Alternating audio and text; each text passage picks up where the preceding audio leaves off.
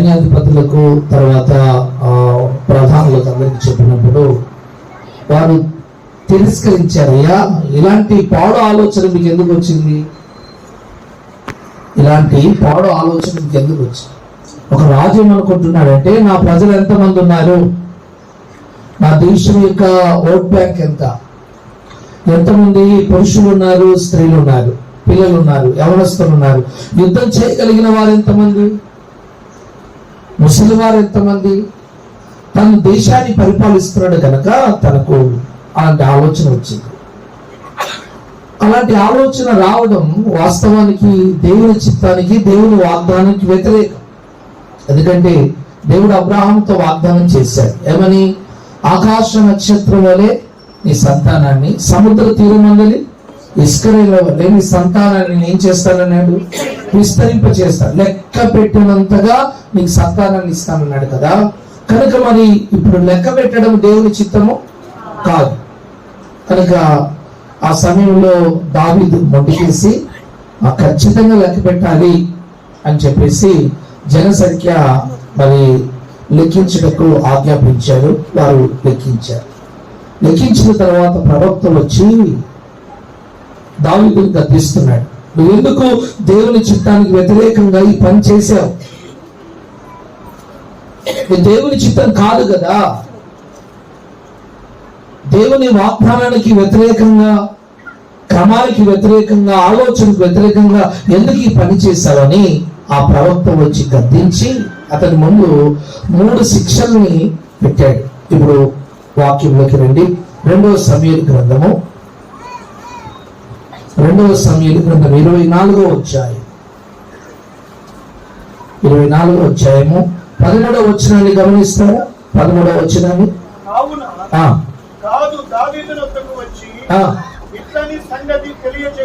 మైక్లో చదవండి. అక్కడ లాస్ట్ లో ఉన్న వారు కూడా వింటారు.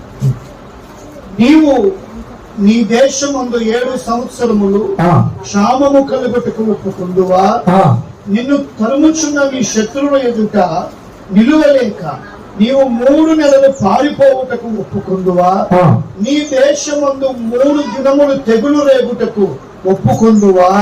యోచన చేసి నన్ను పంపిన వానికి నేను ఇయ్యవలసిన ఉత్తరము నిశ్చయించి తెలియజెప్పమని. చూడండి, ఎప్పుడైతే దావీదు, గమనించండి, జనసంఖ్యను లెక్కించాడు, దేవుని యొక్క ప్రవక్త వచ్చి చెప్తున్నాడు. ఏమనంటే 7 సంవత్సరాలు నీ దేశం కరువు రావాలా?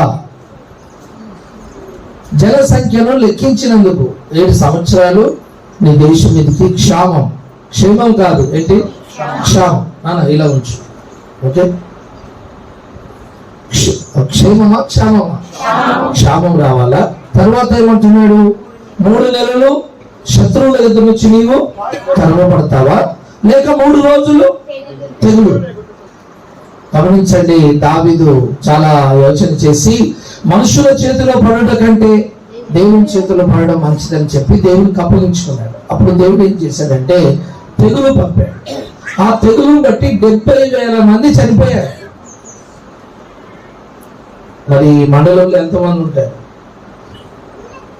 అంటే ఒక 10,000 20,000 మంది ఉంటారు కావచ్చు, అంతే. అంటే ఇలాంటి 4-5 మండలాలు.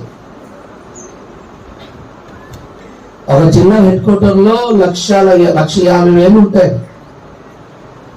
అర్థమైందా? 70,000 మంది అంటే ఆలోచన చేయండి. 70,000 మంది 3 రోజుల తెగుల్లో ఎన్ని వేల మంది చనిపోయారు? 70,000 మంది చనిపోయారు. అంత భయంకరమైన తెగులు వచ్చింది. దేని బట్టి వచ్చింది? చెప్పండి.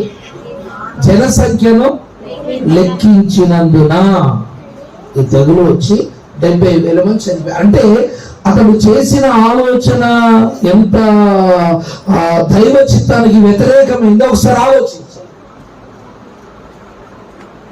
మనకు వచ్చే ఆలోచన అన్ని మంచివి కాదు, మంచివని మనం అనుకుంటాం. నువ్వు ప్రార్థన పరుడవైనా, నువ్వు సేవకుడవైనా అన్ని ఆలోచనలు మన కరెక్ట్ అని అనుకోవద్దు. అన్ని ఆలోచనలు పర్ఫెక్ట్ అని అనుకోవద్దు. అందుకే అలా పర్ఫెక్ట్ అని అనుకొని చాలా మంది నష్టం జరిగిన తర్వాత అయ్యో ఎందుకు ఈ ఆలోచన వచ్చింది, ఈ నష్టం జరగపోయేది కదా, అంత నష్టపోయాను కానీ అని చెప్పి తర్వాత బాధపడతారు. సరే 70,000 మంది చనిపోయారు. ఇంకా దేవదూత చెప్పడానికి యెరూషలేము మీద ఖడ్గం చాపింది. ఆ సమయంలో గమనించండి, 2వ దినవృత్తాంతముల గ్రంథము 3వ అధ్యాయము. కొద్దిగా మాటలు పెంచున్నాను, పెట్టి సెట్ చేసి ఇంకా నువ్వు కూడా సెట్టింగ్ కూర్చో. అర్థమైందా? Right. Praise the lord, praise the lord, hallelujah. అలా ఉంచు. ఓకే, గమనించండి 2వ దినవృత్తాంతముల పుస్తకము 3వ అధ్యాయము 1వ వచనం చూడండి.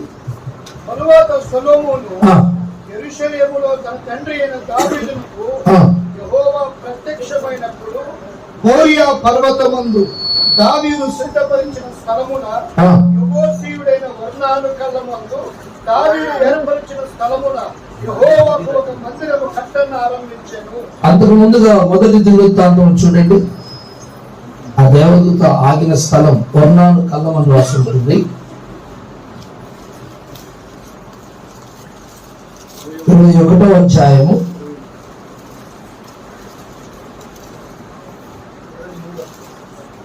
20వ వచనం చదువుకుంటాడు. 21వ అధ్యాయము 20వ వచనం చూడండి. ఒర్నాను అప్పుడు గోధుమలను నూర్చుచుండెను. అతడు వెనుకకు తిరిగి దూతను చూచినప్పుడు అతనితో కూడానున్న అతని 9 కుమారులను దాగుకొని దావీదు ఒర్నాను వద్దకు వచ్చినప్పుడు అతడును అతనితో కూడానున్న దావీదును ఒర్నాను వద్దకు వచ్చినప్పుడు ఒర్నాను దావీదును చూచి కళ్ళములో నుండి వెలుపలకు వచ్చి తన నేల మట్టునకు వంచి దావీదుకు నమస్కారము చేసెను. దేవునికి స్తోత్రం. గమనించండి, ఆ తెగులు తీసుకుని వచ్చిన దేవదూత ఎక్కడ నిలబడిందంటే ఒర్నాను కళ్ళంలో నిలబడింది. వాస్తవం. ఆ వాక్య భాగాన్ని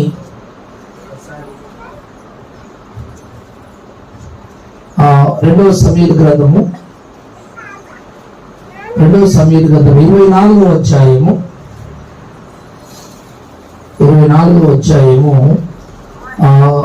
16వ వచనం నుంచి చూస్తాము. 16వ వచనం నుంచి, అయితే దూత యెరూషలేము పైన హస్తము చాపి నాశనము చేయబడినప్పుడు యెహోవా కీడును గురించి సంతాపం పొంది అంతే చాలును, నీ చెయ్యి వెనక్కి తీయమని ఆజ్ఞాపించెను.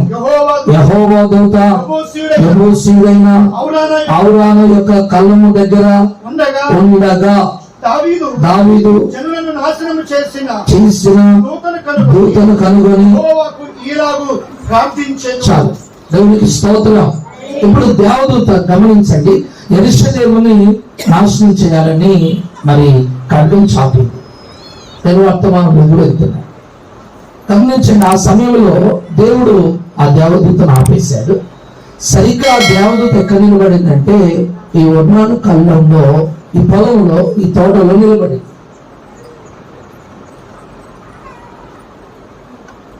అప్పుడు దావీదు అక్కడికి వచ్చాడు. మరి ఆ ఒర్నాను కళ్ళాన్ని కొన్నాడు, అక్కడ బలిపీఠాన్ని కట్టాడు.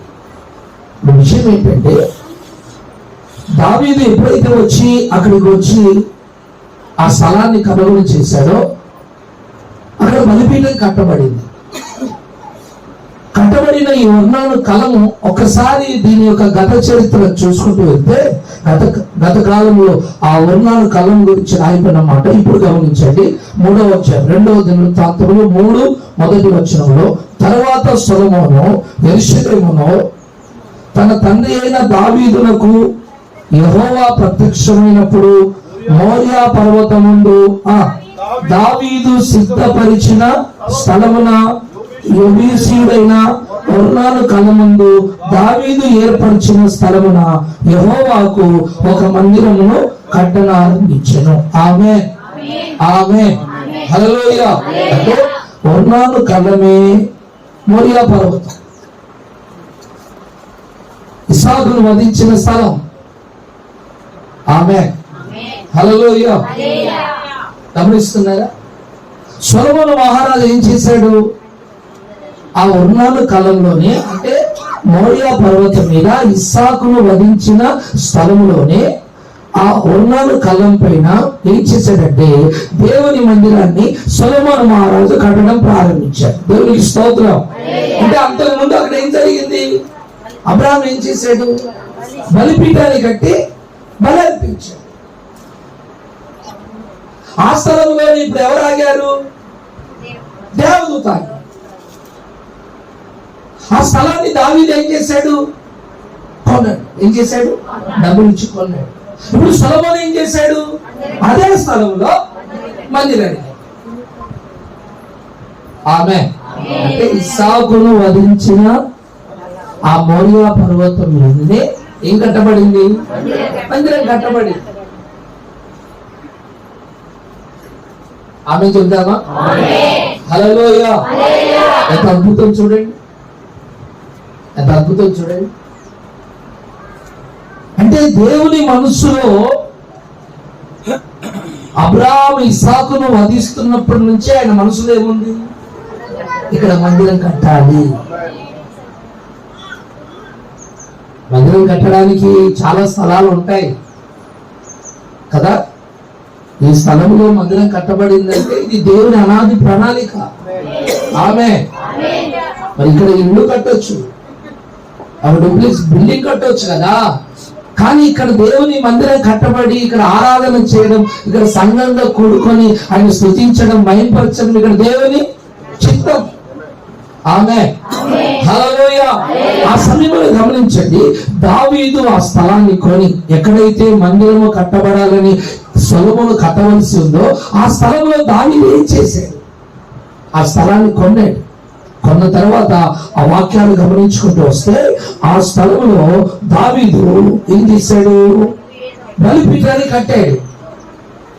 ఆ బలిపీఠాన్ని కట్టక ముందు ఒర్నాను చేతిలో ఆ కళ్ళం లేక ఆ పొలం ఏం జరుగుతుంది? అక్కడ ఏం చేస్తున్నాడు? ఒర్నాను గోధుమల్ని దున్నగొడుతున్నాడు ఆ స్థలంలో. అంటే అర్థం ఏంటంటే ఆది నుంచి దేవుడు ఏ స్థలాన్ని అయితే కోరుకున్నాడో ఇప్పుడు ఆ స్థలం ఓనర్ ఎవరున్నారంటే ఒర్నాను ఉన్నాడు. ఒర్నాను ఏం చేశాడు? గోధుమలు పండించాడు. పంట పండింది. ఆ పండిన ఆ స్థలంలో ఇప్పుడు ఏం చేస్తున్నాడు? వాటిని దున్నగొడుతున్నాడు. ఆమేన్. దేవునికి స్తోత్రం. మందిరం అంటే ఏంటి? 4 పాటలు పాడుకుని వెళ్ళిపోయేది కాదు, లేక ఈ అమ్మ చీర చూసుకునేది కాదు, లేకపోతే ఏదో 4 పాటలు విని వెళ్ళిపోయేది కాదు. దేవుని మందిరం ఎలాంటిదంటే దేవుని ఒర్నాను కళ్ళములో ఏది జరుగుతుందో అదే దేవుని మందిరంలో జరగాలి. ఆమె చెప్తామా? ఏం జరుగుతుంది? ఒర్నాను కళ్ళములో గోధుమలు దుల్లగొట్టినప్పుడు ఏమవుతుంది? గింజలు ఒక పక్క వస్తాయి, పొట్టు ఒక పక్క. అంటే ఒక ఏం జరుగుతుందంటే ఒక శుద్ధీకరణ కార్యం. ఇంకో మాటలు చెప్పాలంటే ఒక పరిశుద్ధతను సమకూర్చే ఒక కార్యము ఆ కళ్ళములో జరుగుతుంది. దేవునికి స్తోత్రం. దేవుని మందిరం ఎలాంటిదంటే ఒక కళ్ళము లాంటిది. ఒక కళ్ళము లాంటిది. ఆ కళ్ళములో ఏ విధంగానైతే దున్నగొట్టి పొట్టును గింజల్ని వేరు చేస్తారో అదే కార్యక్రమం ఎక్కడ జరుగుతుంది? దేవుని సంఘములో. దేవుని సంఘములో ఆదివారం దైవజనుడు వాక్యం చెప్తున్నాడు అనుకోండి, ఆ వాక్యం చెప్తున్నప్పుడు ఏం చేస్తాడు? కొన్ని ఆదరించే మాటలు ఉంటాయి, కొన్ని దులిపే మాటలు ఉంటాయి. అవునా కదా? ఆమేన్. కొన్ని బలపరిచే మాటలు ఉంటాయి, కొన్ని పొడిచే మాటలు ఉంటాయి. ఆమేన్. దేవునికి స్తోత్రం. తాగొచ్చావనుకో తాగకూడదు, సినిమా చూసావనుకో చూడకూడదు, మోసం చేసాము చేయకూడదు. అదే ఒకవేళ ఇంట్లో ఏదో కష్టం వచ్చి చాలా బాధలు అప్పులతో బాధతో ఏదైనా సమస్యతో ఉన్నారనుకోండి, ధైర్యంగా ఉండండి. ప్రభు మిమ్మల్ని ముడుతాడు, స్వస్థపరుస్తాడు. ఏ వైద్యుడు చేయలేని దేవుడు. ఆమేన్. హల్లెలూయా. చూసారా? అంటే దేవుని సంఘంలో ఆ పిల్లల్ని కాస్త స్వాధీనం ఉంచుకుంటారా? ఆ పిల్లల్ని నేర్చుకోవాలి, తల్లిదండ్రులు నేర్చుకోవాలి. కొన్ని వేల మంది ఉంటారు మా సంఘంలో, కొన్ని వేల మంది ఉంటారు. ఆఫీసర్స్ ఉంటారు, కాంట్రాక్టర్స్ ఉంటారు, రాజకీయ నాయకులు ఉంటారు. అర్థమైందా? చాలా సైలెంట్ గా ఉంటుంది మందిరం. దగ్గర తీసుకెళ్ళి అటు వెనుక ఆ గ్రౌండ్ తీసుకెళ్ళి ఆడుకోమని చెప్పినారు. పిల్లల్ని కనడం పెద్ద పని కాదు, పెంచడం పెద్ద పని. పెంచడం పెద్ద పని, కనడం పెద్ద పని కాదు.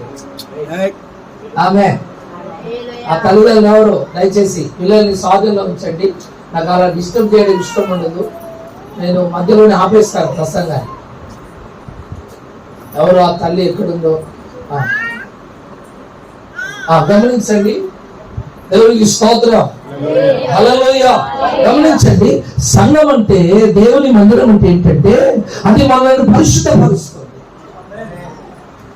ఒక పరిశుద్ధత సమకూర్చుకోవాలంటే ఎక్కడికి రావాలి? దేవుని మందిరానికి రావాలి. ఈ మందిరం నీకేం చేస్తుందంటే పరిశుద్ధతను సమకూరుస్తుంది. ఎప్పుడైతే నువ్వు పరిశుద్ధతను సమకూర్చబడతావో, గమనించండి, పరిశుద్ధత ఎక్కడ ఉంటే ప్రభు అక్కడ ఉంటాడు. ప్రభు ఎక్కడ ఉంటే అక్కడ కార్యాలు జరుగుతాయి. ఆమేన్, ఆమేన్, హల్లెలూయా. సంఘానికి వచ్చినప్పుడు లేక మందిరానికి వచ్చినప్పుడు ఆ మందిరములో దేవుడు మనతో మాట్లాడుతున్న ప్రతి మాటను స్వీకరించి మనని మనము పరిశుద్ధపరచుకుందాము గాక. దేవునికి స్తోత్రం, హల్లెలూయా. పరిశుద్ధత లేని చోట ప్రభు ఉండడు. అందుకే సంఘాలలో ఏముండాలి? పరిశుద్ధత ఉండాలి. పరిశుద్ధత ఉండాలంటే ఏం చేయాలి? ఏం చేయాలి? ఏం చేయాలి? గోల్మల్ ఏం చేశారు? పిల్లవన్నప్పుడు ఏమైంది అంటే ప్రసంగంలో ఏముండాలి? ఒక శుద్ధీకరణతో కూడిన మాటలు ఉండాలి. ఆమేన్. 24 గంటలు స్వస్థపరచబడతావు, నీ పిల్లలు పడతారు, నీ అప్పులు తీరిపోతాయి. మరి తాగొచ్చాడు కదా, చెప్పవా? వ్యభిచారం చేస్తున్నాడు కదా, చెప్పవా? పేకాట ఆడుతున్నాడు కదా, చెప్పవా? సమాజంలో ఒక కీడైన వ్యక్తిగా ఉన్నాడు కదా, చెప్పవా? దేవుని చిత్తానికి వ్యతిరేకంగా జీవిస్తున్నారు కదా, చెప్పవా? అవి చెప్పినప్పుడే ఏమవుతుందంటే సంఘంలో ఒక శుద్ధీకరణ జరుగుతుంది. ఆమేన్.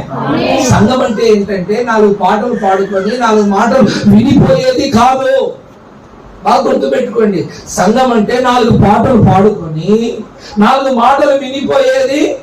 కాస్త గట్టిగా, ఏది నిజమైన సంఘం అంటే, ఏది నిజమైన మందిరం అంటే, ఏ మందిరంలో నీకు శుద్ధీకరణ జరుగుతుందో అదే నిజమైన మందిరం, అదే నిజమైన సేవ. ఏ మందిరంలోనైతే నీకు శుద్ధీకరణ జరగదో అక్కడ నీ బ్రతుకు మారదు, నీ పాపం నీతోనే ఉంటుంది, నీ శాపం నీతోనే ఉంటుంది, నీ దరిద్రం నీతోనే ఉంటుంది, నీ అప్పులు నీతోనే. ఎందుకు? నీకు శుద్ధీకరణ జరగలేదు.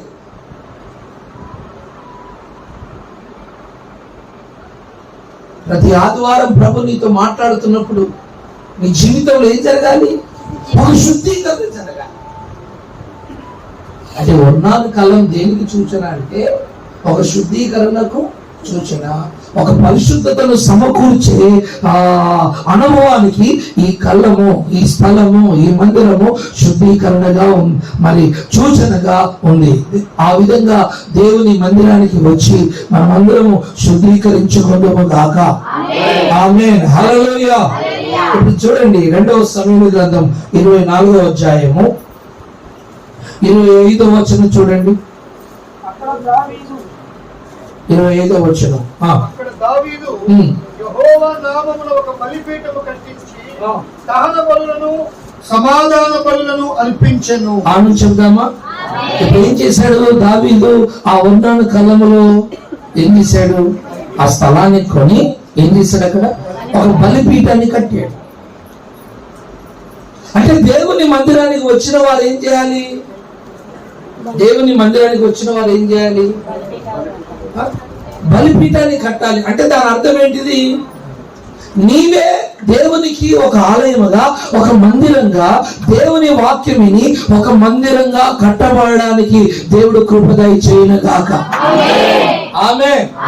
బలిపీఠం ఎలా కట్టబడిందో మనం దేవుని ఆలయానికి వచ్చి దేవునికి నిజమైన మందిరంగా మనం కట్టబడాలి.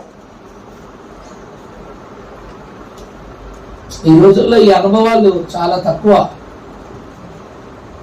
వాక్యం ఒకటి చెప్తుంది, బయట సేవ అంతా ఒక రకంగా జరుగుతుంది. అవునంటారా కాదంటారా? మీలో సేవకులు ఎంతమంది ఉన్నారు? అవునంటారా కాదంటారా? బైబిల్ ఏమో ఒకటి చెప్తుంది, సేవ ఏమో ఒక రకంగా జరుగుతుంది. బలిపీఠాలు కట్టేవారు లేరు. అంటే మందిరాలుగా వారి జీవితాలను కట్టుకునేవారు లేరు. వచ్చామా, మా అప్పులు తీరాయా, మా పిల్లలు పుట్టారా, మేము బాగుపడ్డామా, కారు కొనుక్కున్నామా, బిల్డింగ్ కట్టుకున్నామా, పేరు సంపాదించుకున్నామా, ఇదే తప్ప. కానీ మరి దేవుని మందిరానికి వెళ్తున్నాను, వెళ్ళి దేవుని మాటలు విని నా జీవితాన్ని మార్చి నేను ఒక మందిరముగా కట్టబడాలి, నా జీవితాన్ని కట్టుకోవాలి అన్న ఆలోచనతో ఈరోజు మందిరానికి వెళ్ళేవారు ఎంతమంది అండి? చాలా తక్కువ. ఇలా వేల మీద ఉంటాయి, కొద్దిమంది ఉంటాయి. దేవుని మందిరాన్ని ఎందుకు ఇచ్చారంటే, దేవుని మందిరానికి వచ్చి మన ఆత్మీయ జీవితాన్ని కట్టుకోవడానికి దేవుడి మందిరాన్ని ఇచ్చాడు. హల్లెలూయా. కట్టుకోవడానికి రావాలి. ఒక మాట చెప్పి నేను త్వరగా ముగిస్తాను. అబ్రహాము తన జీవిత కాలంలో ఏం చేశాడు? బలిపీఠాలు కట్టుకుంటూ వెళ్ళాడు. బలిపీఠాలు కట్టుకుంటూ వెళ్ళిన అబ్రహామును దేవుడు దీవించాడు. కానీ అబ్రహాముతో సహవాసం చేసిన లోతు ఉన్నాడే, ఒక్క బలిపీఠాన్ని కూడా కట్టలేదండి. ఒక్క బలిపీఠాన్ని కూడా కట్టలేదు. ఒక్క బలిపీఠాన్ని. అందుకే ఆ లోతు చూడండి, బలిపీఠాలు కట్టలేదు కనుక ఏమైపోయాడు? కాస్త గట్టిగా పతనమైపోయాడు. మరి లోతు, మరి ఎంత లోతో మనకు తెలియదు, చాలా లోతు. అర్థమైందా? మరి కరెక్ట్ గా మైండ్ సెంటర్ లో ఉన్నాడో లేదో నాకు తెలియదు. మరి అబ్రహామును చూసినప్పుడన్నా ఇప్పుడు అబ్రహాంతో నేను దూరం అయిపోయాను. మరి దూరమయ్యాను గనక అబ్రహాము చేసినట్టుగా నేను చెప్పండి, మాట్లాడండి, చెయ్యాలి అనే ఆలోచన రావాలా లేదా? కాస్త గట్టిగా. మరి అబ్రహాము ప్రార్థన చేశాడు, నేను ప్రార్థన చేయాలి. అబ్రహాం బలిపీఠాలు కట్టాడు, నేను అబ్రహాంతో లేకపోయినా పర్వాలేదు. సరే, నీ అంతటా నీవు సొంతగా ఉండాలనుకున్నావు, ఇండిపెండెంట్ పరిచర్య చేయాలనుకున్నావు, మినిస్ట్రీ పెట్టాలనుకున్నావు. సరే, అలాగన్నా బాగుపడాలా లేదా? అది లేదు, ఇది లేదు. ఆమేన్. ఏం చేశాడు? సంపాదించడమే మొదలు పెట్టుకున్నాడు. కానీ అబ్రహాము చేసినట్టుగా ఏది? ప్రార్థన జీవితం లేదు, పరిశుద్ధ జీవితం లేదు. మరి అబ్రహాము కట్టినట్టుగా ఒక్క బలిపీఠాన్ని కూడా కట్టలేదు. అబ్రహామేమో బలిపీఠాలు కట్టి ఆశీర్వాదానికి కారకుడిగా మారాడు. లోతేమో ఒక్క బలిపీఠం కట్టకుండా పతనం అయిపోయాడు. గమనించండి, దేవుని మందిరానికి వచ్చి మనం పాటలు పాడితే సరిపోదు, ఆరాధన చేస్తే సరిపోదు, లేదా ఇలా గాల్లో చేతులు ఊపితే సరిపోదు. దేవుని మందిరానికి వచ్చి మన జీవితాన్ని, మన ఆత్మీయ జీవితాన్ని ఏం చేయాలి? కట్టుకోవాలి. ఆమేన్, ఆమేన్, హల్లెలూయా. కూర్చుకోవడం పెద్ద పనేమి కాదు, కట్టుకోవడమే కష్టం. నువ్వు దేవుని మందిరానికి వచ్చి దేవుని మాటని ఎప్పుడైతే నీ జీవితాన్ని దేవునికి ఆలయముగా కట్టుకోవడానికి నువ్వు ఇష్టపడతావో, నీ చరిత్రను దేవుడు మార్చేస్తాడు, నీ పరిస్థితులను మార్చేస్తాడు. నువ్వు కట్టుకోవడం ప్రారంభించు, నీ ఇంటిలో కార్యాలు జరుగుతాయి, అద్భుతాలు జరుగుతాయి. నువ్వు కట్టడం ప్రారంభించు.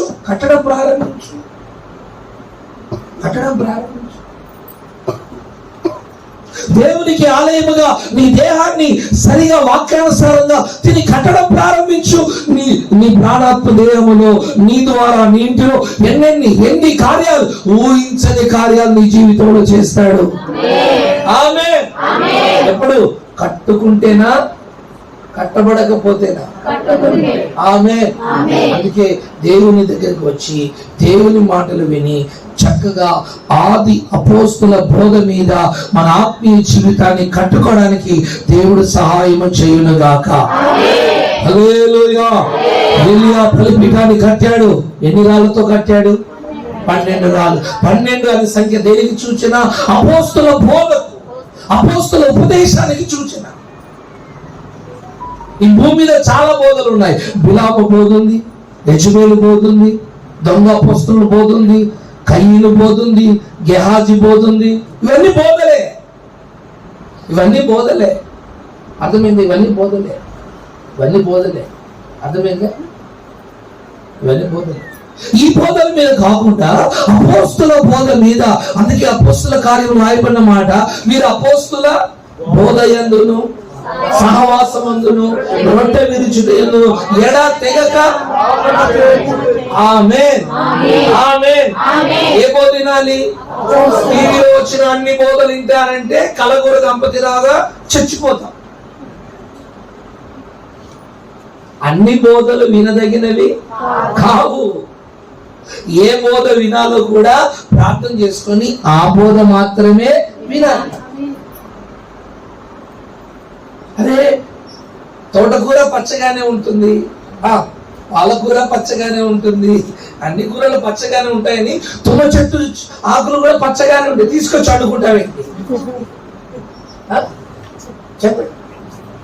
పచ్చగా కనిపించే చెట్ల ఆకులను తీసుకొచ్చి అడుగుంటావా? చచ్చిపోతావు. ఏదైనా వాక్యం మాకు తెలియదు, నీకే తెలుసా? ఏదైనా వాక్యమే, ఏదైనా సంఘమే, ఏదైనా.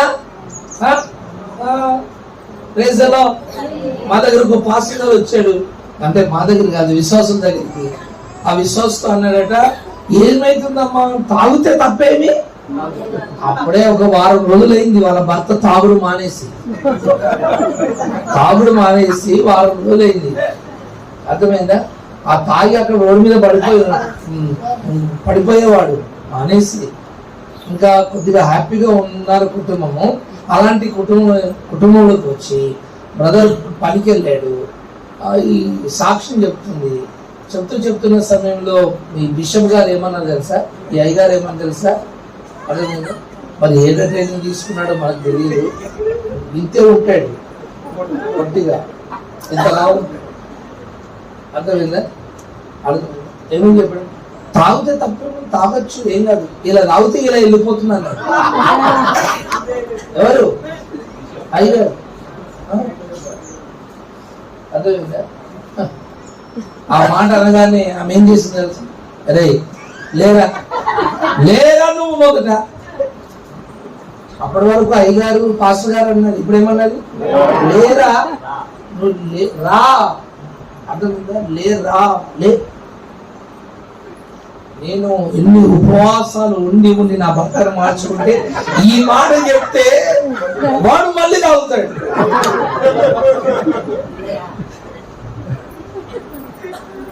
చూసారా అయ్యగారు చెప్పే బోధ? ఇలాంటి బోధలు విన్నారనుకోండి, అయ్యగారు సంగతి వదిలిపెట్టండి, మీరు పరలోకం పోతారా? నువ్వు పరలోకం పోయే బోధను విను. నీ ఆత్మీయ జీవితానికి నీకు పట్టింపు లేకపోతే ఎలా? నీ ఆత్మీయ జీవితాన్ని నీకు పట్టింపు లేకపోతే ఎలా? కాదు, నరకానికి వెళ్ళి నీకు చావాలని వచ్చావు, అగ్ని ఆరదు, పురుగు చావు. మేమేం చేసేది? వాక్యం ఏం చెప్తుంది? సంఘం ఎలా కట్టబడాలంటే బోధలు. ఏ బోధ? అపోస్తుల బోధ. ఆమేన్. నేను సొంతగా చెప్తున్నానేంటి? ఆ మాట చదవండి. 42వ వచనం, అపోస్తుల కార్యం 2వ అధ్యాయము 42వ వచనంలో రాయబడింది అపోస్తుల బోధ. చదవాలి ఆ మాట. మీరు అపోస్తుల బోధ యందును సహవాసమందును రొట్టె విరుచుట ఎందును ప్రార్థన చేయట ఎందును ఎడ తెగక ఉండిరి. ఆమేన్. ఇప్పుడు ఏలియా బలిపీఠాన్ని కడుతున్నాడు. ఎన్ని రాళ్లతో కడుతున్నాడు? 12 రాళ్ళు. 12 అనే సంఖ్య దేనికి సూచన? అపోస్తలుల బోధకు నూతన యెరూషలేము పట్టణము కూడా పరలోకము కూడా 12 పునాదుల మీద కట్టబడింది. ఆ 12 పునాదుల మీద అపోస్తలుల 12 మంది పేర్లు ఉన్నాయి. ఆమేన్. నేను పరలోకం వెళ్తున్నానండి. నేను పరలోకం వెళ్తున్నాను. పరలోకంకి తలుపు ఉంది, ద్వారం ఉంది. ఆ పరలోకానికి 12 పునాదులు ఉన్నాయి. అర్థమైందా? ఆ డోర్ దగ్గర దేవదూత ఉంది. నన్ను ఆపేసింది. ఏం పేరు నీ పేరు? నా పేరు జయరాజ్. ఓకే, రిజిస్టర్లో చూస్తున్నాను అని రిజిస్టర్లో చూసి, సరే నువ్వు దేవునికి ఆలయంగా కట్టబడ్డావా? అయ్యా మీకు తెలుసు కదా. ఓకే, చూస్తాను. కట్టబడ్డా. రైట్. ఈ ఉపదేశం, ఈ 12 మంది అపోస్తలులు బోధించిన ఉపదేశం మీద కట్టబడ్డావా? కట్టబడ్డావు. అయితే లోపలికి రా అంటాడు. ఆమేన్. ఆమేన్. హల్లెలూయా. ఈ ఉపదేశం మీద కట్టబడకుండా అక్కడికి వెళ్ళిన తర్వాత మరి ఏ వాక్యంతో కట్టబడ్డావు, ఏ ఉపదేశంతో కట్టబడ్డావు అని ప్రశ్నించినప్పుడు ఈ ఉపదేశం యొక్క మర్మము నువ్వు చెప్పకపోతే, ఆ ఉపదేశానుసారంగా నువ్వు కట్టబడకపోతే ఆ దేవదూత నిన్ను లోపలికి పంపించు. ఇది మనకి ఇక్కడ ఏం తెలియదు. సేమ్ నేను యాజ్ ఇట్ ఈజ్ గా నేను చెప్పింది జరుగుతుందో లేదో నేను చచ్చిపోయిన తర్వాత తెలుస్తాయి. ఇప్పుడు తెలియదు. నేను సవాలుగా చెప్తున్నాను. ఈ మాట సవాలుగా చెప్తున్నాను. ఈ ప్రశ్న అడగకపోతే అడగండి.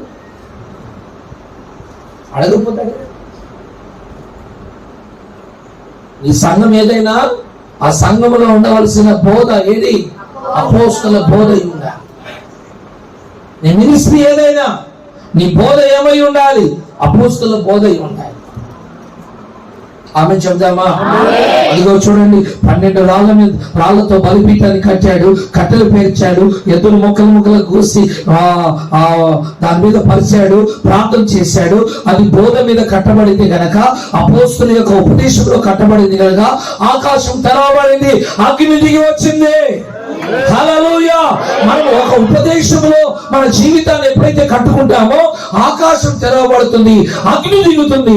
నీ జీవితంలో ఉన్న ప్రతి విధమైన సైతాను కార్యాలన్నీ కాలిపోతాయి. ఆమేన్. హల్లెలూయా. అందరి మీదకి అగ్ని రాదు.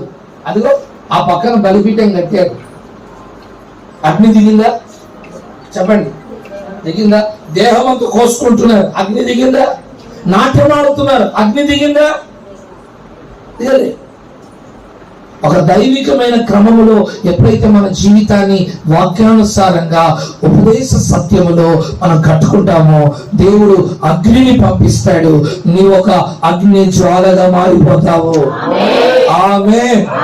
హల్లెలూయా. ఆ విధంగా దేవునికి ఆత్మ సంబంధమైన మందిరాలుగా కట్టబడడానికి దేవుడు మనకు సహాయము చెయ్యును గాక. హల్లెలూయా.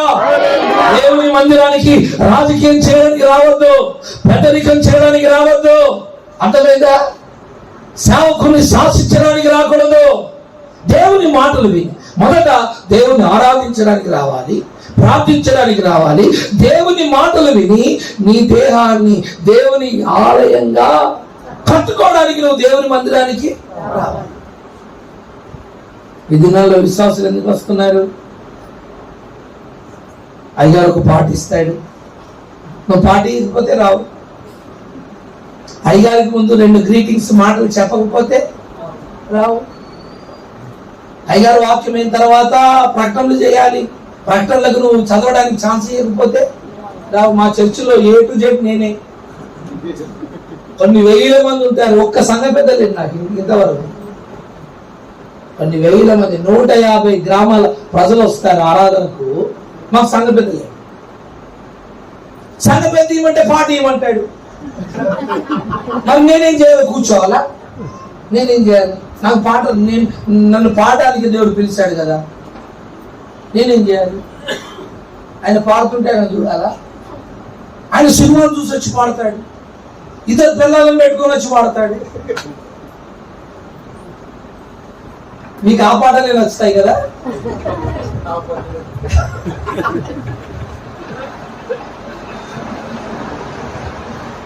రాజకీయాలంతా సంఘాల్లో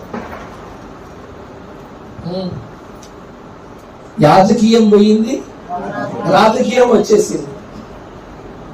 ఇదిగో మీ చర్చికి 50,000 ఇచ్చాం, ₹1,00,000 ఇచ్చాం, సిస్టమ్ కొనిచ్చాం, బాక్సులు కొనిచ్చాం, టైల్స్ వేయించాం. అయ్యగారు మేమేం చెప్తే నువ్వు వినాలి. నువ్వు సిట్ అంటే స్టాండ్ అంటే, రమ్మంటే పొమ్మంటే, దులుకుమంటే చెవుకోలేదా?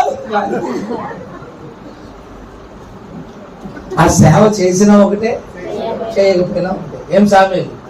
చేసినా ఒకటే, చేయకపోయినా ఒకటే. ఆమె ఇలా ఖచ్చితంగా చెప్పినప్పుడు వచ్చినా ఒకటే, పబ్లిక్ రాకపోయినా ఒకటే. ఊడిపోయే పనులు ఎంత అక్కడ పెట్టినా ఉండదు, ఊగుతూనే ఉంటుంది. ఇంకేం నానబెట్టద్దు. విన్నా వినకపోయినా దేవుని వాక్యం ఖచ్చితంగా చెప్పాలి. ఆమె నచ్చినా నచ్చకపోయినా, అర్థమైందా? మెచ్చకపోయినా, నీకు దశభాగం ఇచ్చినా, మరి నీ పిల్లల ఫీజులు ఎట్లా కడతావు? ఫీజులు ఎట్లా కడతావు? బయట ఎండలు నిలబెడతారు పిల్లల్ని, టీసీ ఇవ్వరు, ఫెయిల్ చేస్తే సరేమంటావు? ఆయన టీసీ కోసం, పిల్లల ఫీజు కోసం వాక్యాన్ని మార్చుతావా? నిన్ను పిలిచిన వాడే నిన్ను పోషించును గాక, నీ అవసరం తీర్చును గాక, నీ పిల్లల అవసరం తీర్చును గాక. హల్లెలూయా! అంత వైరాగ్యంగా ఉండాలి, అంత వైరాగ్యంగా ప్రకటించాలి, దేవుని వాక్యాన్ని బోధించాలి. అప్పుడు సంఘము దేవునికి ఆలయముగా కట్టబడుతుంది. కట్టబడిన ఆలయం మీద దేవుని మహిమ దిగి వస్తుంది. ఆ మహిమలో నివసించిన ప్రజలకు క్షేమము కలుగుతుంది. హల్లెలూయా! ఆ విధంగా ఒక ఆత్మ సంబంధమైన మందిరాలుగా కట్టబడడానికి దేవుడు సహాయం చేయునుగాక. చివరి మాట, ఇంకో మాట గమనించండి. మొదటి సమూయేలు గ్రంథం 24వ అధ్యాయము 25వ వచనం చూడండి. అక్కడ దావీదు యెహోవా నామమున బలిపీఠము కట్టించి దహన బలులను సమాధాన బలులను అర్పించెను. ఆమేన్. ఒకసారి చెప్పండి, ఆమేన్ చెప్పండి. బలిపీఠం కట్టాడు. కట్టిన బలిపీఠం మీద ఏం చేశాడు? కాస్త గట్టిగా, దహన బలులు, సమాధాన బలులు ఏం చేశాడు? ఆ స్థలంలో అర్పించాడు. గమనించండి, మనం దేవుని మందిరానికి వచ్చిన తర్వాత దేవునికి మందిరంగా కట్టబడాలి. కట్టబడుతున్న మనం ఏం చేయాలి? అంతటితోనే ఆగిపోకుండా అక్కడ ఏం చేయాలి? నువ్వు బలిపీఠాన్ని కట్టావు, కట్టిన నువ్వు ఏం చేయాలి? బలి అర్పించాలి. కొందరు బలిపీఠం కడతారు కానీ బలి అర్పించారు. బాగా వింటున్నారా? ఆమె బలిపీఠాన్ని కడతారు కానీ బలి, ఫర్ ఎగ్జాంపుల్, ఉదాహరణకు మందిరం కట్టాం, ఎందులో ప్రార్థన లేకపోతే ఎందుకు? అంతేగా కాదా? అందులో ప్రార్థన లేకపోతే వేస్తే కదా. మందిరం ఎందుకు? వాక్యం చెప్తుంది, నా మందిరము సమస్త అన్యజనులకు ప్రార్థన మందిరము అనబడును. అంటే ఇక్కడ ఏం జరగాలి? ప్రార్థన అనే బలి మందిరంలో అర్పించాలి. ఉదయము సాయంత్రం.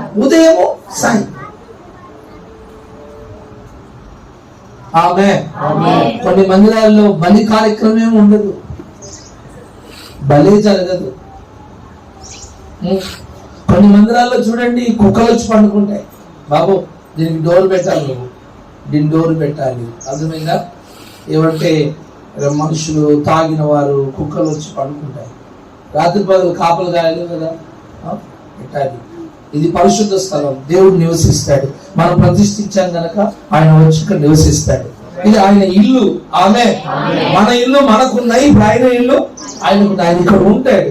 ఆమె అన్న ప్రార్థనలు విన్నట్టుగా దేవుడు ప్రార్థనలు వింటాడు. గర్భాలను తెరుస్తాడు, క్యాన్సర్ పనులను కలిగిస్తాడు, దయ్యాలను వెళ్ళగొడతాడు. ఇక్కడ డాబా వేస్తుందా, దీనికి బంగారం పూతం ఉందా, దీంట్లో వెళ్ళగలిగిన వస్తువు, ఇవేమి దేవునికి అవసరము లేదు. అబ్రహామును దర్శించినప్పుడు ఆ యొక్క వృక్షము కింద కూర్చున్నట్టుగా దేవుడు ఎక్కడైనా కూర్చోగలడు. ఇప్పుడు మనం ప్రతిష్ఠించాం కనుక ఇక్కడ ఎవరు ఉంటారు? ప్రభు ఉంటారు. ఆమేన్. హల్లెలూయా. ఇప్పుడు దేవుని మందిరానికి మనం ఎప్పుడైతే వస్తామో, వచ్చిన మనం ఏం చేయాలంటే దేవుని వాక్యం విని మందిరంగా కట్టుకోవడమే కాకుండా వచ్చిన మనము బలిపీఠం మీద మనం ఏం చేయాలి? బలి అర్పణ అర్పించాలి. ఆమేన్. బలులు ఉన్నాయి. స్తోత్ర బలి ఉంది, నైవేద్య బలి ఉంది. స్తోత్ర బలి, నైవేద్య బలి. ఆమేన్. ఆరాధన ఒక బలి, ప్రార్థన ఒక బలి. దేవునికి స్తోత్రం. ఇవన్నీ బలులు. అర్థమైందా? దేవుని సన్నిధికి వచ్చి మనం బలి అర్పించకుండా వెళ్ళకూడదు. అందరూ చూడండి, వస్తారు, పాట పాడరు అంటే బలి లేదు. ప్రార్థన చెయ్యరు అంటే ఏంటి? బలి లేదు. Praise the lord. Praise the Lord. దేవుని సన్నిధికి వచ్చిన మనం ఏం చేయాలంటే బలులు అర్పించే వారంగా ఉండాలి. ఎందుకు తెలుసా? నువ్వు బలి అర్పించినప్పుడే దేవునికి నీకు ఒక అన్యోన్యమైన సహవాస సంబంధం ఏర్పడుతుంది. ఆమేన్. బలి ద్వారానే ఆయన నీతో కనెక్ట్ అవుతాడు. బలిపీఠం కడితే కాదు, బలి అర్పించిన తర్వాతనే దేవుడు నీతో కనెక్ట్ అవుతాడు. బలి అర్పించకుండా దేవుడు నీతో కనెక్ట్ కాడు. ఆమేన్. దేవునికి స్తోత్రం. దేవుని సన్నిధికి వచ్చి మనము ఆత్మ సంబంధమైన బలులు అర్పించడానికి దేవుడు మనకు సహాయం చెయ్యునుగాక. రోమా పత్రికలో రాయబడిన మాట చూస్తే 12వ అధ్యాయం 1వ వచనం గమనిస్తే, కాబట్టి సహోదరులారా, పరిశుద్ధమును దేవునికి అనుకూలములైన సజీవ యాగముగా మీ శరీరములను ఆయనకు సమర్పించుకుండని దేవుని వాక్యం బట్టి మిమ్మల్ని బ్రతిమలాడుకుంటున్నాను. ఇట్టి సేవ మీకు యుక్తమైనది. ఆమె చెప్దామా? దేవుడు ఒక మాట చెప్పాడు అబ్రహాముతో, మోరియా పర్వతం మీదకి వెళ్ళమన్నాడు. తర్వాత ఇస్సాకుని ఏం చేయమన్నాడు? బలి అర్పించమన్నాడు కదా. బలి అర్పించడానికి ముందు ఏం చెప్పాడు? బలిపీఠాన్ని కట్టి బలి అర్పించమన్నాడు. ఆమె చెప్దామా? హల్లెలూయా. బలిపీఠాన్ని కట్టాలి. తర్వాత అంటే కట్టే అనుభవం వేరు, అర్పించే అనుభవం వేరు. అమ్మా అయ్యా వింటున్నారా? బయట వినపడుతుందా మీ అందరికి? వింటున్నారా? నేను ముగిస్తున్నాను, గమనించండి. కట్టే అనుభవం వేరు, అర్పించే అనుభవం వేరు. మొదట ఏం చేయాలి? కట్టుకోవాలి. తర్వాత ఏం చేయాలి? అర్పించాలి. అబ్రహాం ఏం చేశాడు? బలిపీఠాన్ని కట్టాడు. కట్టెలు చక్కగా పేర్చాడు. ముసలివాడు కదా అబ్రహాము, అప్పటికే చాలా ముసలివాడు అయిపోయాడు కనుక ఆ రాళ్ళను ఎత్తలేకపోతున్నాడు. ఇస్సాకే ఏం చేశాడు? రాళ్ళను ఎత్తి బలిపీఠాన్ని కట్టాడు. ఆ కట్టెలు తీసుకొచ్చి ఇస్సాకే ఆ బలిపీఠం మీద పేర్చాడు. ఆమె దేవునికి స్తోత్రం. సరే, పేర్చాడు. పేర్చి తర్వాత అబ్రహాము ఇస్సాకుని దగ్గర రమ్మన్నాడు. రాగానే కాలు చేతులు ఏం చేశాడు? కట్టేశాడు. ఒక్క మాట ఏమైనా ఇస్సాకు అన్నాడా? ఈరోజు మీరు ఇంటికి వెళ్ళి మీ కూతురు చెయ్యి, నీ కొడుకు చెయ్యి గట్టు. నేను దేవునికి ఇస్తున్న సేవకని అను ఒక మాట. చంప ఎవరిని అడిగే మమ్మీ, ఎవరిని అడిగి నువ్వు తీర్మానం చేసుకున్నావు? వింటారా? మీ పిల్లలు వింటారా మీ మాట? ఒకసారి ఆలోచించండి. ఇస్సాకు వింటున్నాడు. నేనంటాను కంటే ఇలాంటి ఇస్సాకులను కనాలి. ఇస్మాయిల్ అంటే ఏం లాభం? వాడు బాంబులు కట్టుకొని వచ్చేస్తా. ఏం లాభం చెప్పండి? చెప్పండి, కంటే ఎవరిని కనాలి? కాస్త గట్టిగా. సరే అయ్యా, పొరపాటు జరిగింది, పెరిగిపోయారు. ఇప్పుడు మా పిల్లలందరూ ఇస్సాకు వల్ల లేరు. మరి ఉగ్రవాదులుగా మారిపోయారు, తిరుగుబాటు చేస్తున్నారు, మా మాట వినడం లేదంటే కన్నీరు కార్చు. ప్రభు అంటున్నాడు, మీకోసం మీ పిల్లల కోసము ఏడవండి, మందిరానికి వచ్చేది ఏడవండి.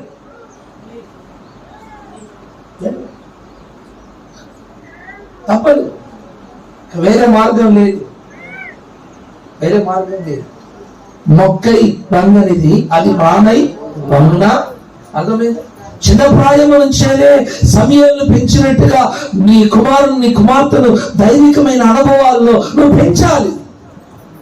ఇప్పటికైనా తల్లిదండ్రులు చిన్నపిల్లలుగా ఉన్నవారు వాళ్ళ దైవికమైన అనుభవాల్లో పెరిగినట్లుగా ప్రతి వారం ముందుగా తీసుకుని వెళ్ళి సండే స్కూల్లో పిల్లల్ని కూర్చుండబెట్టు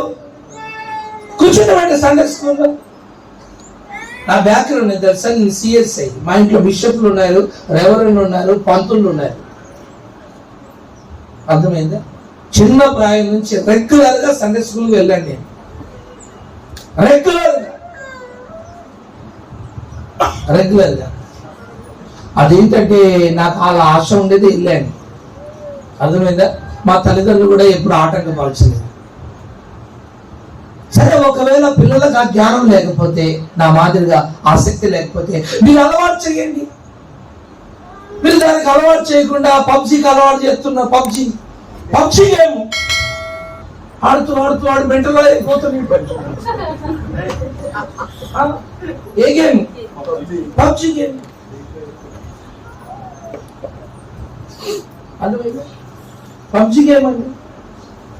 తల్లిదండ్రులు వచ్చి తలబట్టుకుంటున్నాడు, నా దగ్గర ఏడుస్తున్నాడు, అయ్యా నా కుమారుడు ఆ బానిసత్వం నుంచి బయటికి రావడం లేదయ్యా. భయంకరమైన అలవాటు. రాత్రి పగలు కళ్ళు నిద్ర చంపుకొని 24 గంటలు. బాబు ఏం చేస్తున్నా? ఏం చేయలేదు మమ్మీ. చూసిన బాబు ఏం లేదు.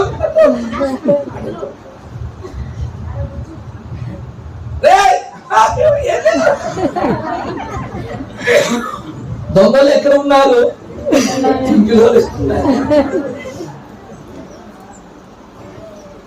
చెప్పండి. ఇంకా వాళ్ళు తాగుబోతులు అయిపోయి పేకాట ఆడి అటు కుటుంబానికి మీకు పనికిరారు, సమాజానికి పనికిరారు. అర్థమైందా? భయంకరంగా రోడ్ల మీద తిరుగుతారు. ఆ విధంగా పిల్లల్ని మనం పాడు చేసుకోవచ్చా? కాదు కదా. అందుకే మనం ఏం చేయాలి? అబ్రహాము ఇస్సాకును పెంచినట్టుగా మనమందరము కూడా కుటుంబం పట్ల బాధ్యత కలిగిన వారై, పిల్లల పట్ల బాధ్యత కలిగిన వారై, వారి దైవికమైన అనుభవంలో పెంచడానికి ప్రభు మనకు సహాయము చేయునుగాక. హల్లెలూయా. నా మాట వినండి. మీ పిల్లలు బాగుపడాలంటే ఖచ్చితంగా సండే స్కూల్కి పంపండి. ఎవరొస్తులు అయితే ఎవరొస్తులు కూటానికి పంపండి.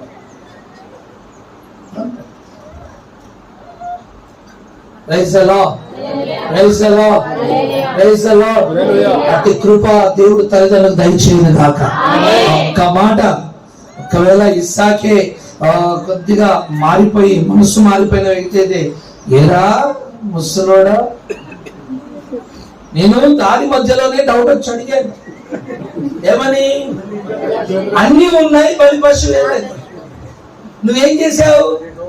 చాలా తెలివిగా దాటేసావు. దేవుడే నీకే కదా తెలివి, నాకు లేదనుకుంటున్నావా? నన్ను చంపుతావా? నేనే నీ మీద కత్తి వేయకపోతే నా పేరు ఇస్సాకు. ఈ బలిపీఠ మీద నిన్ను పట్టుకోబెడతా.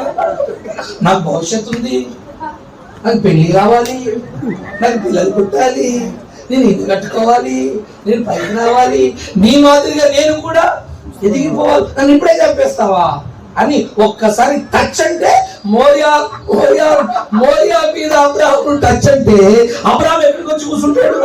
మోరియా కింద కనిపిస్తాడు. కానీ ఇస్సాకు టచ్ అనలేదు, ఒక్క మాట కూడా. ఇప్పుడు మీరు ఆ పని నువ్వు వారిని టచ్ అన్నావనుకో, వాళ్ళని టచ్ అంటారు.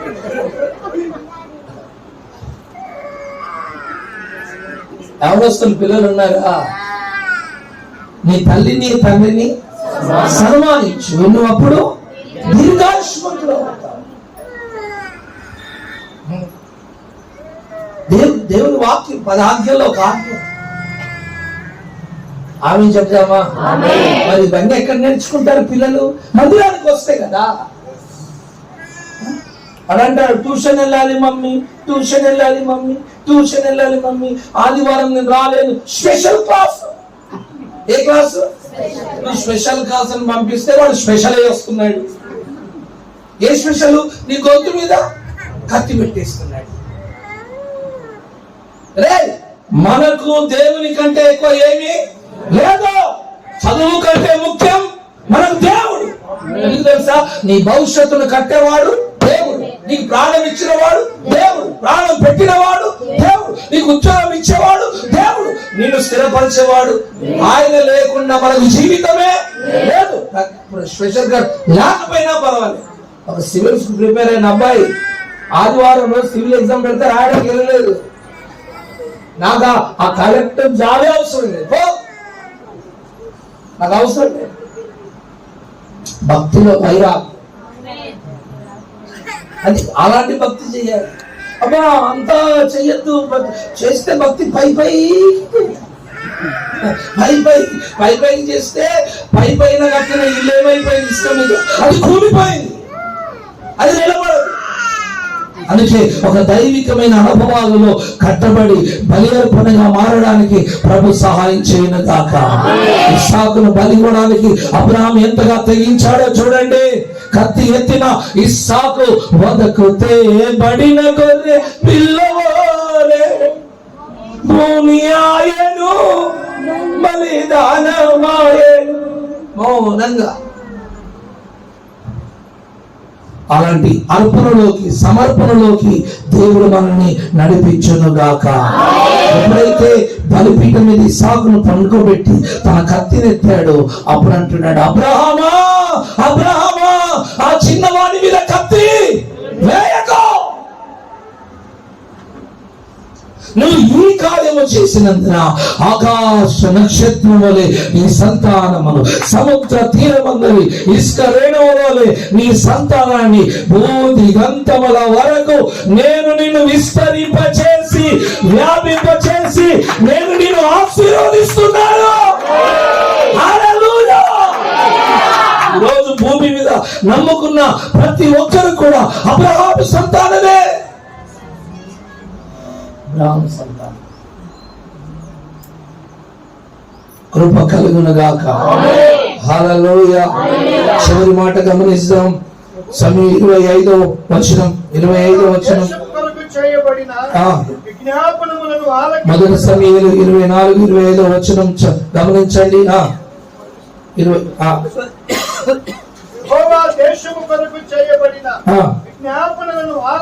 ఆలకింపగా ఆ తెగులు ఆగి ఆమె చెప్దామా. ఎప్పుడైతే దావీదు బలిపీఠం కట్టాడు, కట్టిన తర్వాత బలి అర్పించాడు. ఈ కార్యక్రమం అంతా ఎక్కడ జరుగుతుంది? పౌర్ణాలు కళ్ళములు జరుగుతుంది ఈ కార్యక్రమం అంతా. ఆమేన్. అంటే అర్థమైంది, దేవుని మందిరానికి వచ్చి మనం బలిపీఠాన్ని కట్టుకోవాలి, తర్వాత బలి అర్పించాలి. బలి అర్పించిన తర్వాత ఏం జరిగింది? అక్కడ తెగులు నిలిచిపోయింది. ఆమేన్. ఎప్పుడైతే దేవుని మందిరానికి వచ్చి దేవుని వాక్యం విని నీ ఆత్మీయ జీవితాన్ని కట్టుకోవడం ప్రారంభిస్తావో, అలానే నిన్ను దేవునికి నీ ప్రాణాత్మ శరీరాన్ని అప్పగించుకొని ఇదిగో సమర్పించుకోవడం ప్రారంభిస్తావు. సమర్పించుకున్న నిన్ను చూసి, అనగా బలి అర్పించిన నిన్ను చూసి నీ ఇంటి మీద ఉన్న తెగలు, నీ శరీరం మీద ఉన్న తెగలు, తరతరాలుగా నీ మీదకి వస్తున్న వ్యాధులే కానీ, శాపమే కానీ, రకరకాల సమస్యలే కానీ, నువ్వు ఎప్పుడైతే దేవునికి బలి అర్పణగా నిన్ను నీవు బలి అర్పించుకుంటావో ఆ తెగులు నిలిచిపోతుంది. హల్లెలూయా. తరతరాలుగా వచ్చే తెగులు నీ తాతల నుంచి వస్తుందా? కొందరికి శాపం తల్లిదండ్రుల నుంచి, తాతల నుంచి శాపం వస్తుంది, మన రక్తంలో వస్తుంది శాపం. తరతరాలుగా వచ్చే వ్యాధులు, శాపాలు, దరిద్రం, అప్పులు, రోగాలన్నీ నువ్వు ఎప్పుడైతే బలి అర్పిస్తావో, బలి అర్పించిన మరుక్షణం నీ ఇంటి మీద, నీ ఒంటి మీద, నీ జీవితంలో ఉన్న తెగులు నిలిచిపోతుంది. ఆమేన్. అంటే ఈ స్థలం ఏంటి? నీ తెగులును ఆపే స్థలం. నీ ఇల్లు ఆపదు. నువ్వు 50 కోట్లు పెట్టి ఇల్లు కట్టుకున్నా నీ ఇల్లు నీ తెగులు ఆపదు. దేవుని మందిరమే నీ తెగులు ఆపగలదు. ఆమేన్. ఇది తెగులు ఆపేది. హాస్పిటల్ ఆపు. హాస్పిటల్ తెగులు ఆపుతుందా? శాపం ఆపుతుందా? దరిద్రం ఆపుతుందా? కానీ దేవుని మందిరం అయితే నీ జీవితంలో వచ్చే ప్రతి శాపం, ప్రతి తెగులు, ప్రతి మరణం, ప్రతి క్యాన్సర్, గొడ్రాలితనం, దరిద్రం, అప్పులు ఏమేమి ఉన్నాయో అవన్నీ కూడా మందిరానికి రాగానే, నువ్వు బలి అర్పించగానే ఆ సమస్యలన్నీ కూడా నీ జీవితంలో నుంచి తొలగిపోతాయి. ఇంటికాడ ఏడుస్తుంది హన్న. ఇదే ఏడుపు ఇంటికాడ ఏడవలేదేంటి? ఇదే ఏడుపు ఇంటి దగ్గర ఏడవలేదా అన్నా? మరి పిల్లలు పుట్టలేదే? మందిరానికి వచ్చి ఏడ్చిన ఏడుపు వేరు. అది వేరు. నీ సమస్యను తీసుకొని మందిరానికి రా, ప్రార్థించు. నేను ఇప్పటికీ అర్థమైందా? అర్థమైందా? నా ఖాళీ సమయం దొరికినప్పుడు మా ఫైతంలో నుంచి మందిరంలోకి వెళ్ళి ఆదివారం రోజే పులిపీఠం ఎక్కుతాను. నేను మిగతా దినాల్లో విశ్వాసుల మాదిరి కింద కూర్చొని బలిపీఠాన్ని పట్టుకొని, అర్థమైందా, మోకరించి, ప్రభా నన్ను ఆశీర్వదించు, నేను చేస్తున్న సేవను దీవించు, సేవలో ఉన్న సమస్యలు తొలగించు, అవసరతలు తీర్చు, ఆరోగ్యం దయచే ప్రభా. విశ్వాసులు ఏ సమస్యలతో ఉన్నారు ఆ సమస్యలను పరిష్కరించు, కార్యాలు జరిగించు అని చెప్పి ఇప్పటికీ ప్రార్థన చేస్తాను. ఎక్కడికి? నాకు మందిరం కిందనే ఉంటాను, మందిరంలోనే ఉంటాను. మళ్ళీ మందిరం లోపలికి ఎందుకు వెళ్ళేది? నేను మందిరంలోనే ఉన్నాను కదా, మళ్ళీ పులిపీఠం దగ్గరికి ఎందుకు వెళ్ళడం? అది ఆయన సన్నిధి. ఆమె దగ్గరికి వెళ్ళి, పులిపీఠం దగ్గరికి వెళ్ళి మీరు కూర్చున్నట్టుగా అలా కూర్చొని పులిపీఠం దగ్గరికి వచ్చి పట్టుకొని ఆయన పాదాలు పట్టుకొని ప్రార్థన చేస్తారు.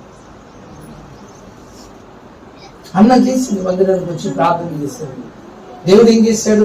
అంతకాలము తెరవబడిన గర్భం ఆ రోజు తెరవబడింది. ఆమె నేనంటాను, మీరు దేవుని మందిరానికి వచ్చి ప్రార్థన చేసుకోండి. మీ అప్పులు తీరకపోతే నన్ను అడగండి, మీ పిల్లలు పుట్టకపోతే నన్ను అడగండి. నేను సవాలుగా చెప్తున్నాను. 92 మంది గొడ్రాళ్ళు ఉండేవారు మా చర్చిలో. 92 మంది గొడ్రాళ్ళు. ఒక రిజిస్టర్ ఉండేది మా దగ్గర. ఆ రిజిస్టర్లో క్యాన్సర్ పేషెంట్ది ఒక లిస్టు, ఒక 10 పేజీలు తీసేసి, మళ్ళీ ఎందుకు ఇంకెవరైనా వస్తే యాడ్ చేయడానికి పేరు, తర్వాత ఉద్యోగం లేని వారికి ఒక లిస్టు, మళ్ళీ 10 పేజీలు తీసి, మళ్ళీ అదిగో ఆ గర్భఫలము లేని వారికి గొడ్రాళ్ళది ఒక లిస్టు, తర్వాత వివాహంకు సిద్ధపడిన వారిది ఒక లిస్టు, తర్వాత అప్పులతో బాధపడే వారిది ఒక లిస్టు. ఇలా రిజిస్టర్ మొత్తంలో విభజించి అందరి సమస్యలు ఒకటి కాదు కదా. ఒకరికి అప్పులు ఉన్నాయి, ఒకరికి క్యాన్సర్ ఉంది. అదే క్యాన్సర్ చేసే ప్రార్థన, అప్పులకు చేసే ప్రార్థన కొద్దిగా వేరుగా చేయాలి కదా. ఆమె అవునా కాదా? కూర అన్నము కలిపి ఉండాలా లేక వేరుగా ఉండాలా? ఏ సమస్య వేరు కదా, సమస్య వేరు, మనుషులు కూడా వేరు కదా. కాబట్టి వేరుగా విభజించి అందులో 92 మంది గొడ్రాళ్ళు, 20, 15, 17, 18, అర్థమైందా, 12, 8, 5 అంత సీనియర్లే, అంత డాక్టర్లతో చెయ్యి విడవబడిన వారే. నీకు అస్సలు ఇంకా పిల్లలే పుట్టారు. గమనించండి, ఈరోజు 92 మందికి దేవుడు సంతానాన్ని ఇచ్చాడు. ఇప్పుడు మాకు రిజిస్టర్ లేవు, ఖాళీ. క్యాన్సర్ పేషెంట్ బాగా అయిపోయారు, దయ్యాలతో బాగా అయిపోయారు, అప్పులతో వారు అప్పులు తీరిపోయాయి. Clear, register clear. ఇప్పుడు రిజిస్టర్ లేదు మాకు చర్చిలో. Clear, all clear. ఇప్పుడు ఎవరైనా కొత్త వాళ్ళు వస్తారు కదా, ఆ కొత్త వాళ్ళ సమస్య చెప్పినప్పుడు ఒక చిన్న డైరీలో రాసేసుకుంటా ప్రార్థన చేయాలి. ఆమె చెప్దామా? నీ లైఫ్ ను క్లియర్ చేసేది ఏంటి? దేవుని మందిరం. ఆమె నీ మార్గాన్ని నీ ముందు మార్గాన్ని సరళం చేసి నేను ముందుకు నడిపించి ఆయన మందిరానికి వచ్చి ప్రార్థన చేసి తెగులు ఆగిపోతుంది. ఎంతటి తెగులైనా. ఒక క్యాన్సర్. ఎలా క్యాన్సర్ అంటే మా ప్రాంతంలో ఈ పొగాకు ఏమంటారు, ఇక్కడ పొగాకు అంటారా? పొగాకును తినే సున్నం ఉంటుంది కదా, తినే సున్నం, తినే సోడా, సున్నం తినే సున్నం ఉంటాయి తెలుసా?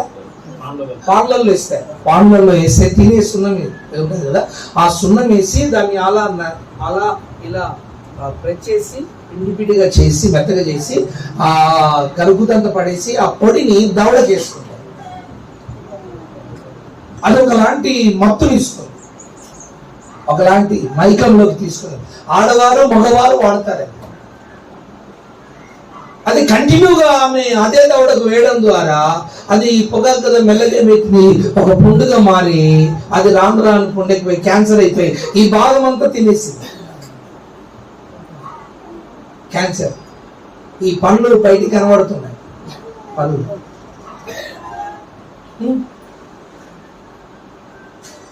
పళ్ళు బయట హాస్పిటల్లో ఉంది. డాక్టర్ అన్నాడు నీకు 4th స్టేజ్, నీకు 4th స్టేజ్, ఒక 10 రోజుల్లో చనిపోతావు. నువ్వు ఇంటికి వెళ్ళి, ఇక్కడ ఉంటే ఏం లాభం? ఇంటికి వెళ్ళి పిల్లల్ని, మనమల్ని, కొడుకుల్ని, కోడలు అందరినీ చూసుకో. ఇక్కడ ఉండి ఏం లాభం? వెళ్ళు, ఇంటికి వెళ్ళిపో అని డాక్టర్ అన్నాడు. డాక్టర్ చెప్పిన మాటలకు ఆమెకు చాలా ఏడుపు వచ్చేసింది. తర్వాత డాక్టర్ ఏదో మెడిసిన్స్ రాసేసి వెళ్ళిపోయాడు. ఆ రోజు డ్యూటీ స్టాఫ్ నర్స్ ఎవరంటే మన చర్చిలో ఉన్న ఒక సిస్టర్. ఆమెకు డాక్టర్స్ ఏవేవైతే మెడిసిన్ రాసి ఇచ్చారో అవన్నీ తీసుకొని ఆ పేషెంట్ దగ్గరికి వెళ్ళి ఇంజెక్షన్స్ ఇవ్వడానికి. ఆ పేషెంట్ ఏడుస్తుంటే ఏంటమ్మా ఏడుస్తున్నావు, నిన్నటి వరకు బాగానే ఉన్నావు కదా, ఏంటి అంటే ఏం లేదు డాక్టర్ గారు 10 రోజుల కంటే ఎక్కువ బ్రతకమని చెప్పారు, ఇంకా అయిపోయింది నీ పరిస్థితి, 10 రోజులు కూడా ఎక్కువనే అన్నారు, మరి ఇంటికి వెళ్ళిపోమన్నారు అని చెప్పింది. ఆ మాటలు విన్న తర్వాత మరి నేను నీకు సలహా చెప్తాను, ఈరోజు డిశ్చార్జ్ చేసుకొని ఇంటికి వెళ్తావు. వెళ్ళేటప్పుడు అక్కడ ఎక్స్ట్రాలో ఒక చర్చ్ ఉంటుంది, అక్కడ ఒక అయ్యగారు ఉంటాడు, ప్రార్థన చేయించుకో. ఏ దేవుడు ఏం చేస్తాడు? ఒకవేళ దేవుడు నిన్ను కనకరించి బాగు చేస్తాడేమో, వెళ్ళు అంటే. ఆమె అప్పటికి ఆ అమ్మగారికి 58 సంవత్సరాలు. ఎన్ని? 58 సంవత్సరాలు. 58 సంవత్సరాలు. సరే, ఆటో తీసుకొని మొత్తానికి మందిరానికి వచ్చింది. అడ్రస్ తీసుకొని ఎవరమ్మా అన్నాను. వాళ్ళ మందిరంలో మూల కూర్చుంది. ఎవరమ్మా అంటే ఇట్లా జరిగిన సంఘటన చెప్పి అప్పుడు ఆ కట్టిన టవాళ్ళు అలా విప్పిందండి. విప్పితే వాసన ముఖానికి కొడితే అర్థమైందండి ఆ పేషెంట్ వాసన. ఆ దవడను చూసిన తర్వాత నాకు వారం రోజులు భోజనం ఇంకా వాంతికి వచ్చేస్తుంది, అంత భయంకరంగా. గవర్నమెంట్ హాస్పిటల్ ఏం ట్రీట్మెంట్ ఇస్తారండి? ఎవరు పట్టించుకుంటారు? ఇది ఎప్పుడు ఒక 20 సంవత్సరాల క్రితం జరిగిన సంఘటన చెప్తున్నాను. అప్పుడు ఏముందండి? ఆ సమయంలో ఒకే ఏడుపు, అయ్యా ఇట్లా ఈ చర్చికి వచ్చే అమ్మాయిని చెప్పింది అంటే, అమ్మ సరే ప్రార్థన చేస్తాం, దేవుని చిత్తమే నీ జీవితంలో జరుగును కాక. ఒక బాబు ఉంటే కొబ్బరి నుండి తీసుకుని రాబ్బా అని చెప్పేసి షాపుకి పంపించి కొబ్బరి నుండి అబ్బా నేనే పంపించి 10 రూపాయలది ప్రార్థన చేసి, అమ్మ ఇది నీ దవడ మీద ఇక్కడ పుండు మీద వేసుకో, ఏసయ్యా నన్ను బాగు చేయి, ఏసయ్యా నన్ను బాగు చేయి, ఏసయ్యా బాగు చేయి, నీ రక్తం చేత నన్ను కడుగు, ఏసు రక్తం అని నీ దవడ మీద కాస్త తాగమ్మా, వీలైతే ఆదివారం మందిరానికి రామ్మా.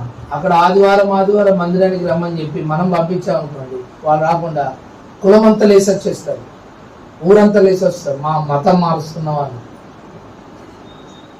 అర్థమైంది? అది ఆంధ్ర కాదు, అదేం హైదరాబాద్ కాదు, అదొక తెలంగాణ బార్డర్. అర్థమైందా? భయంకరమైన ప్రజలు. కాబట్టి ఆ సమయంలో నీకు నచ్చితే రావమ్మా అని చెప్తే, పబ్లిక్ కదా, వస్తూ పోతున్న సంగతి నాకు కూడా తెలియదు. ఒక 4 నెలల తర్వాత మళ్ళీ నా దగ్గరకు వచ్చింది. నేను కొద్దిగా బిజీలో ఇట్లా సభల్లో తిరగడం, కొద్దిగా కార్యక్రమాలు ఉండడం ద్వారా మళ్ళీ ఇప్పుడు కొత్తగా తెలియదు. వచ్చింది 4 నెలల తర్వాత గమనించండి, ఆ టవాల్ తీసి చూపించిందండి, 80% బాగా అయిపోయింది. 10 రోజులు అన్నాడు కదా, 10 సంవత్సరాలు బ్రతికింది. 10 సంవత్సరాలు సాక్షిగా బ్రతికింది సంఘంలో. సంఘానికి కూడా ధైర్యం వచ్చేసింది ఆ కార్యాన్ని చేసి. నా దేవుడు ఏదైనా చేయగలరన్న విశ్వాసం వచ్చింది.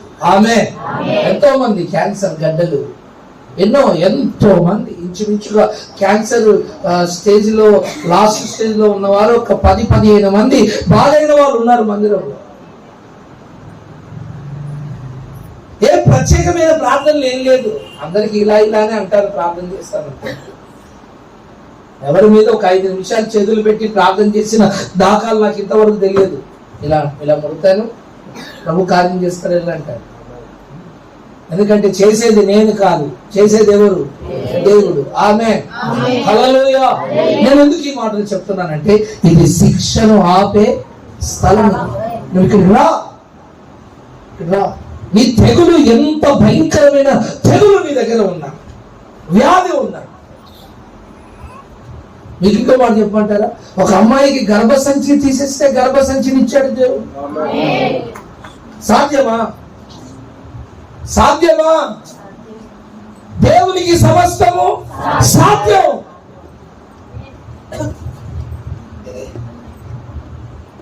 ఆమేన్. కనుక మన దేవుడు అసాధ్యుడు. ఆయన ఏమైనా ఈరోజు మా అక్కడ నిర్మలకు వచ్చి ప్రజలను చూస్తే, కనుచూపులలో కనిపిస్తున్న ప్రజల్లో అందరి జీవితాల్లో దేవుడు గొప్ప గొప్ప అద్భుతాలు చేశాడు.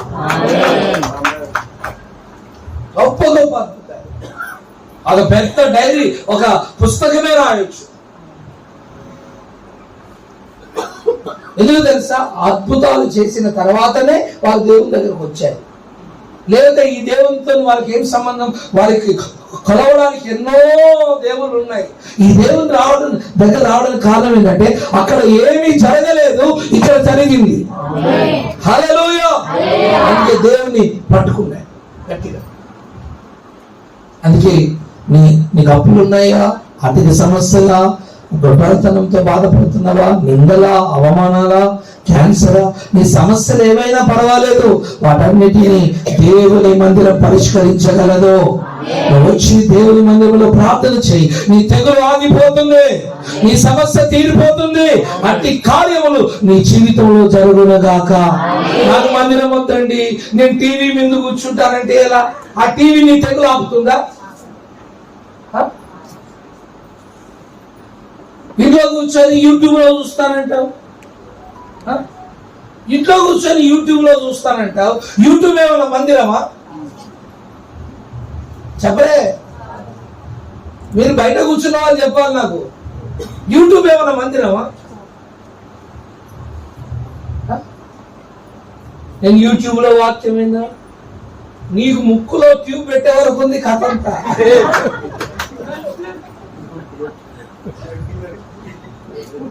యూట్యూబ్ ముక్కులో ట్యూబ్ అర్థం కాలేదా? నువ్వు నోటితో ఏం తెలియనప్పుడు డాక్టర్ ఏం చేస్తాడు? అది తీసుకొని ముక్కులో నుంచి ఎక్కిస్తాడు. పాలు పెరుగంతా ముక్కులో నుంచి పంపిస్తాయి. అది ట్యూబే. ఇది ట్యూబే. అది యూట్యూబ్. ఇది యూట్యూబ్, అది ఆ ట్యూబ్. టీవీలో వింటాను వాక్యం, యూట్యూబ్ లో వింటాను వాక్యం, ఫేస్బుక్ లో వింటాను. మరి మందిరం ఎందుకు? నేను నివసించున్నట్లుగా, నేను మీ మధ్యలో నివసించున్నట్లుగా మీరు నాకు పరిశుద్ధ స్థలమును నిర్మించవలెను. ఆమేన్. దేవుడు అంటున్నాడు, నేను మీ మధ్యలో ఉండి మీ మధ్యలోకి వచ్చి నేను కూడా నివసిస్తాను. నాకు ఒక ఇల్లు కట్టండి, నాకు మందిరం కట్టండి, నేను వచ్చి మీ మధ్యలో ఉంటాను. ఇంత గొప్ప అవకాశాన్ని దేవుడు మనకి ఇచ్చాడు కదా. ఆయన మన మధ్యలో మందిరమై ఇదిగో ఈ మందిరంలో నివసించునుగాక. హల్లెలూయా. ఆయన మన మధ్యలోకి వచ్చినప్పుడు ఆయన దగ్గర రావడానికి ఎంత ఈజీగా ఉందండి. ఆయన దగ్గరగా వెళ్ళలేము. వెళ్ళాలంటే ఇక శ్వాస ఆగిపోతేనే వెళ్తాం. ఆమె మరి ఆయనే మన దగ్గరకు వచ్చాడు కదా. వచ్చిన తర్వాత ఆయన కలవడానికి కష్టమైంది. ఏమనంటే టీవీ అంటావు, టీవీలో టీవీలో ఆరాధన చేశాను. ఏదైనా ఎమర్జెన్సీగా ఉండి రాలేని పరిస్థితి, జ్వరము, టైఫాయిడ్, అడ్మిట్ అయిపోయావు, ఏదైనా ఉంటే ఆ కారణం, ఆ రీజన్ కూడా దేవునికి నచ్చాలి, దేవుడు మెచ్చాలి. అలాని కారణం చెప్పినప్పుడు కూడా ఏమి లేకుండా నేను ఇంట్లోనే సాఫ్ మీద కూర్చొని టీవీలో వాక్యం వింటాను, ఆరాధన చేస్తాను, టీవీలో అందరూ ఊపినట్టు ఊపుతాను. నేను అంటాను టీవీలో నుంచి 5-6 బళ్ళు ఇస్తాడు, టీవీలో నుంచి 5-6 బళ్ళు ఇస్తాడు. ఇవ్వమంటారా? టీవీలో నుంచి ఇది నా శరీరం, దీన్ని చేయనప్పుడల్లా నన్ను జ్ఞాపకం, ప్రభు జ్ఞాపకం నాడు దయ్యం జ్ఞాపకం వస్తుంది. ఎందుకు? ఎందులో వస్తుంది? చెయ్యందులో నుంచి వస్తుంది, టీవీలో నుంచి వస్తుంది. అప్పుడు పాస్టర్ గారిని నువ్వేమంటావు? వీడు దయ్యం పాస్తున్నట్టున్నాడు, టీవీలో నుంచి చెయ్యి రాదు కదా, నీకే దయ్యం పట్టింది, నీ మంత్రాలు వచ్చినట్టున్నాయి గారికి. అప్పటిదాకా గొప్ప దైవజుడు అంటివి, ఇప్పుడు బల్లి కూడా చెయ్యి తీసుకొస్తే టీవీలో నుంచి దయ్యం సేవకుడు అంటివి. నోరా మోరా ఏం మాట్లాడుతున్నావు? అప్పటి వరకేమో గొప్ప దేవుడు, గొప్ప సేవకుడు అన్నావు. ఇప్పుడు బల్లారాధనలో పాల్గొందామని చెప్పేసి ఆ టీవీలో నుంచి ఆ చెయ్యి బయటకు వచ్చి నీకు రొట్టె ఇవ్వడానికి వస్తే ఇప్పుడు ఏమన్నావు? దయ్యం అన్నావు.